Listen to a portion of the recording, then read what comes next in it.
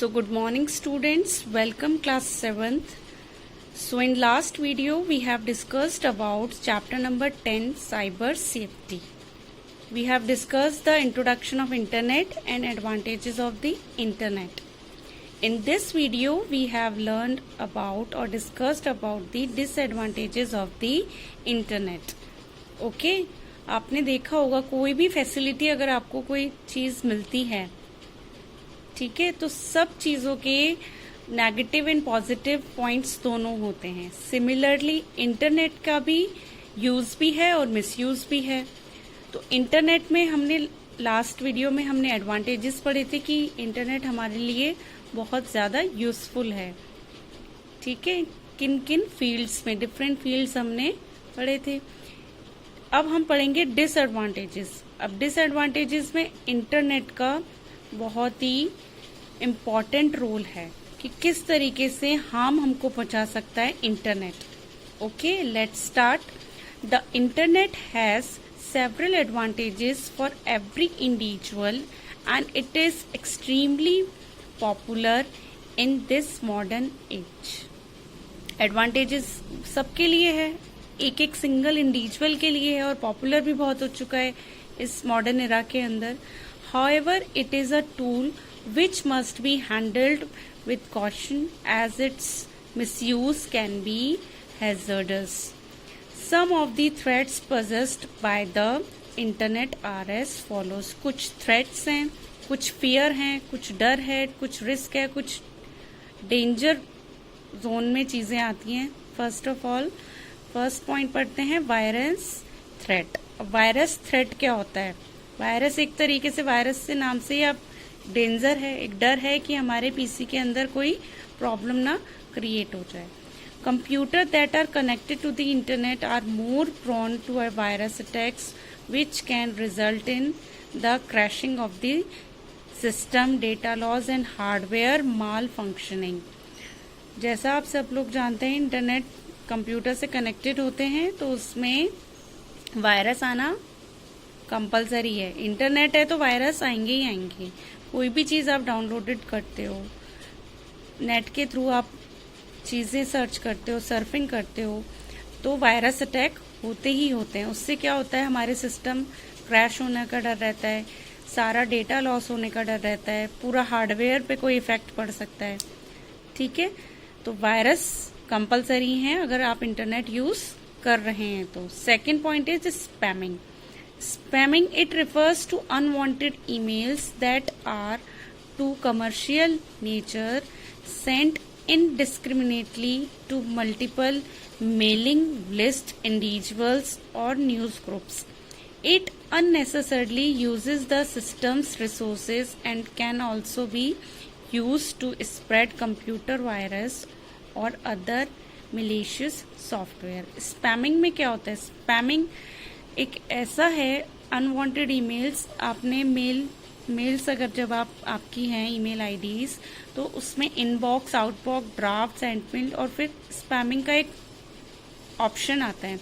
उस spamming option के अंदर आपको बहुत सारे ग्रीडी ईमेल्स आते हैं. ग्रीडी मीन्स लालची, अनवांटेड ईमेल्स आते हैं जिसमें लॉटरी सिस्टम, कभी किसी बैंक का आ गया, आरबीआई के थ्रू आ गया, आपसे उसमें पर्सनल डिटेल्स मांगते हैं, father's name, account number, phone number, किस जोन में आप रहते हैं, जिप कोड क्या है वहाँ का, और पोस्टल कोड क्या है.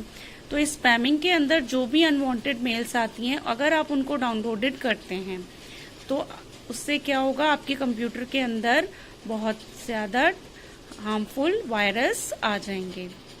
ओके, नेक्स्ट है आपका theft of personal information. The internet is the main source of social evils like piracy, plagiarism and the privacy of an individual or an organization. Topic से ही समझ में आ रहा है, theft of personal information. Personal information अगर आपने कहीं leak कर दी है तो वहां पे क्या होगा, आपके जो हैकर्स और क्रैकर्स हैं वो आपके सारे मॉनिटरी गेन्स जो भी हैं आपकी हैं, पूरी चीजें आपकी पर्सनल हैक हो जाती हैं. आप कोई भी ऐप यूज करते हो उसमें, अब आप ऑनलाइन शॉपिंग करते हो सेफ एंड साइड तो रहता ही है, लेकिन अब जब आपने पर्सनल किसी भी ऐप पर नहीं आपको सारी डिटेल्स करनी चाहिए। नेक्स्ट इसमें आगे पढ़ते हैं, one should be careful while handling one's personal information name such as name, address, credit card number, etc., as they can be accessed by hackers or crackers for personal monetary gains. Such elements can also disturb system application by spreading virus and changing program logics and outputs. आप देख सकते हो जितने भी hackers और crackers हैं, आपको careful handle करना है अपने पर्सनल इंफॉर्मेशन को। हर किसी ऐप में जाके आपको अपना नेम, एड्रेस और क्रेडिट कार्ड नंबर नहीं शो करना चाहिए।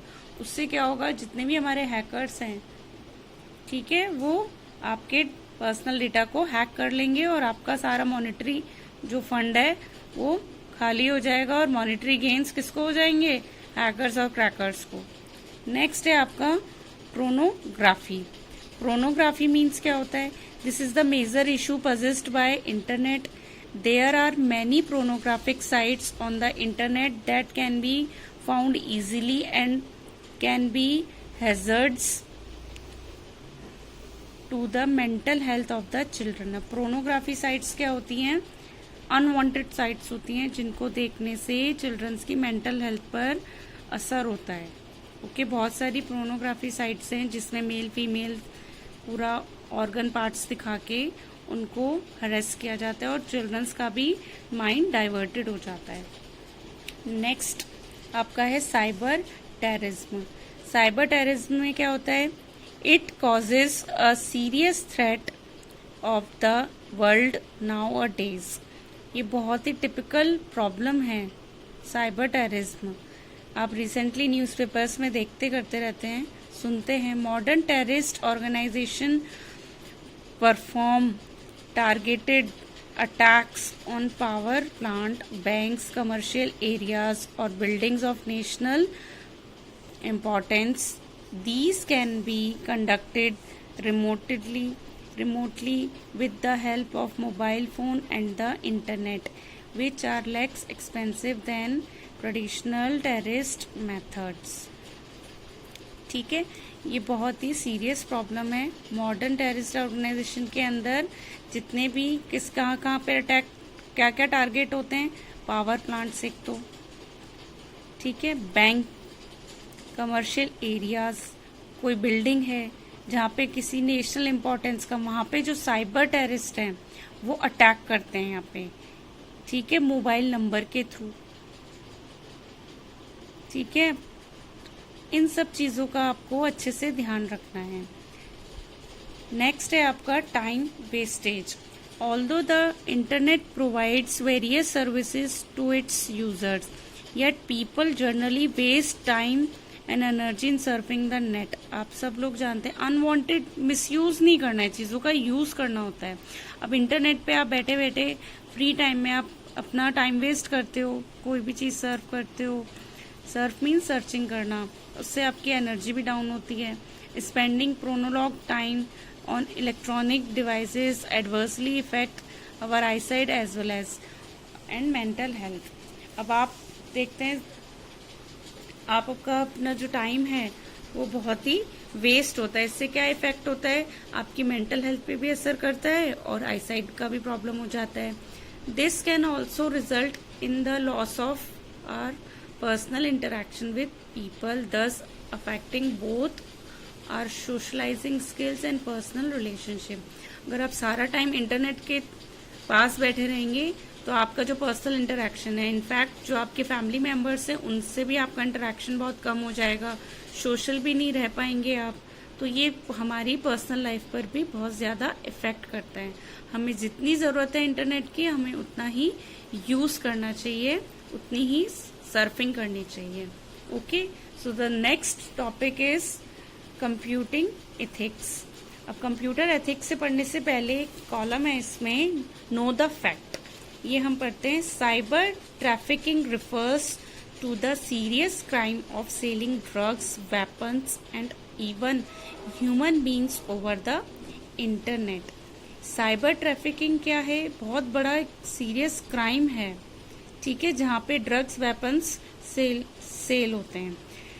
Traffickers contact their customer through encrypted emails and fix their deals at places like internet cafes in order to sell their illegal substances. Some criminal even build website for online selling and trade of their harmful commodities. अब जो cyber trafficking वाले traffickers होते हैं, traffickers means जो ये काम करवाना चाहते हैं, वो क्या करते हैं, अपने कस्टमर के कॉन्टैक्ट्स को पकड़ते हैं, ठीक है, कस्टमर को लेते हैं, कॉन्टैक्ट नंबर कहीं ना कहीं से मेल आईडी के थ्रू पता चल जाता है उनको, और मेल आईडी के थ्रू एनक्रिप्टेड किसी कोडिंग वर्ड में उस चीज़ को वो सेंड करते हैं, ठीक है, और इलीगल तरीके से वहाँ पे सप्लाई करते हैं अपनी कमोडिटीज़ को। अब कमोडिटीज़ में जैसा मैंने आपको बताया ड्रग्स है, वेपन्स है, एक्सेट्रा है, बहुत सारी चीज़ें हैं, ठीक है, तो हमें इन सब चीज़ों से बचना चाहिए। वहीं पर ही सेलिंग और परचेजिंग स्टार्ट हो जाती है। ओके, नेक्स्ट आता है आपका कंप्यूटर एथिक्स। अब कंप्यूटर एथिक्स क्या चीज़ है? Ethics is a set of moral principle that governs the behaviour of a group or an individual. Similarly, computer ethics is a set of procedure, moral principle and ethical practices that regulates the use of computer. It focuses on ethical implementation and use of computing resources and include new issues that are raised by new technologies. It basically aims at encouraging IT users to be responsible in order to utilize the technology tools judicially, respect views of others and acknowledge the rights and properties of the other people on the internet. Computing ethics means हमारे जो moral है, principle ethics means set of morals. किसी से भी group में या individually बात करने के लिए आपका जो बिहेवियर है, आपके जो प्रिंसिपल्स हैं, जो आपके उसूल हैं, वो हमें क्या डेवलप कराते हैं कि हमारे एथिक्स कैसे। ऐसे कंप्यूटर पे भी हम किसी से इंटरेक्शन करते हैं तो हमारे कुछ सेट ऑफ प्रोसीजर्स होते हैं, मॉरल प्रिंसिपल्स होते हैं, जिस तरीके से हमको इंटरेक्शन करना पड़ता है किसी से भी। ओके, अब कुछ आपके कॉमन एथिकल गाइडलाइंस हैं, let be discuss one by one. So given below some of the common ethical guidelines which should be followed while using a computer. तो फर्स्ट वन है इसमें, do not use computer technology to steal information or to cause disruption or interference in others users work. आपको क्या करना है, किसी के भी इंफॉर्मेशन को स्टील नहीं करना है, ठीक है, इससे क्या होगा, डिसरप्शन कॉज होगा। सेकंड, किसी के भी वर्क को इंटरफेयर नहीं करना है, कोई काम अगर कर रहा है वहाँ पे आपको इंटरफेयर नहीं करना है, ठीक है, किसी से बात करनी है तो काम कर ले कोई, उसके बाद ही आप उससे डील कीजिए। Do not spy on another persons computer data, किसी के भी अदर पर्सन का उसका जो डेटा है कंप्यूटर पे उसको स्पाई नहीं करना है, ठीक है। नेक्स्ट है आपका, do not contribute to the spread of wrong information using computer technology, और आपको कोई भी ऐसी रॉन्ग इन्फॉर्मेशन नहीं फैलानी है कंप्यूटर टेक्नोलॉजी के through. Okay, avoid buying pirated software, pay for the software unless it is free, आपको पायरेटेड चोरी किए हुए सॉफ्टवेयर नहीं खरीदने, उनको अवॉइड करना है। सॉफ्टवेयर वो लें चाहे वो फ्री हो, जिसमें लाइसेंस बेस्ड हो, ठीक है, फेक सॉफ्टवेयर आपको यूज नहीं करना है। नेक्स्ट है, do not someone else computer resources without any authorisation, आपको किसी का भी कंप्यूटर में जो रिसोर्सेज है बिना उसके परमिशन के उसको टच नहीं करना है। नेक्स्ट है, do not claim ownership on a work which is the output of someone else intellect, ठीक है, क्लेम नहीं करना है कि हमें काम करना ही करना है जब तक सामने वाला आपसे इंटेलेक्ट नहीं हो जाता। Before developing a software think about the social impact it can be have, अगर आप कोई सॉफ्टवेयर डेवलप कर रहे हो तो आपका एक मोटिव होना चाहिए कि उसमें जो हमारे सोसाइटी का है उसका भला हो, ठीक है, उसको बेनिफिट मिले, कि पर्टिकुलर सॉफ्टवेयर से सोशल इम्पैक्ट क्या होगा वो आपको पता होना चाहिए। नेक्स्ट है, be respectful and courteous with the fellow user while communicating on the internet, अगर आप किसी से भी इंटरनेट पे चैटिंग कर रहे हो, कम्युनिकेट कर रहे हो, तो आपको बहुत ही पोलाइट वे में उससे बात करनी है, रिस्पेक्टफुल तरीके से आपको उसके बात करनी है, एक ग्रैटिट्यूड आपके मन में होना चाहिए. Okay, so next topic we will discuss in next video. So today's thank you so much.